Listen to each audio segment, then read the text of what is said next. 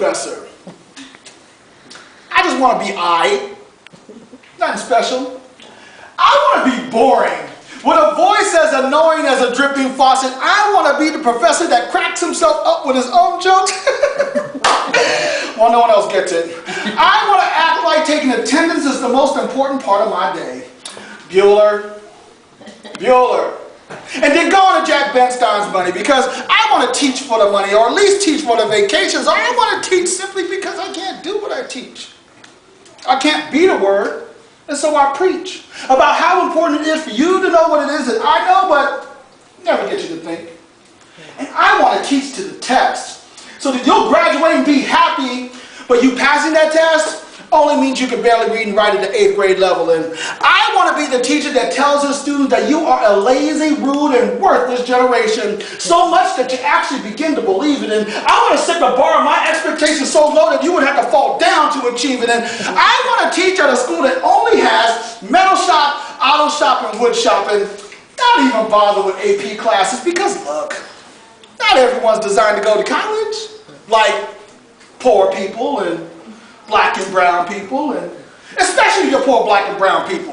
But anyway, I want to be barely qualified so that I can get a job at some thugged out backwater inner city school that has no hope of teaching the students anything useful, but I'll get a gold star because I show up to call roll call in hell, and I want to wait for that bell. And once it rings, I want to run out of the doors of the school quicker than the students so I can finally be free. And I want to teach my students the value of Anglo conformity, so that I can talk to them about Bob Dylan, who sang, "Cocaine's running around in my brain," because that will make their minds dangerous. And I want freedom writers to write freely about the Jewish Holocaust, connect that to their current reality in the inner city, but not have them comprehend that their current situation didn't just start with some black dude getting pulled out of his car and damn near beat to death by the police. That you would have to go back at least 400 years to begin to see that the dehumanization of black folks started with slavery, and that this country is built-in contradictions, like how all men are supposed to be created equal, but black people are penned in as 3/5 of a man. And I also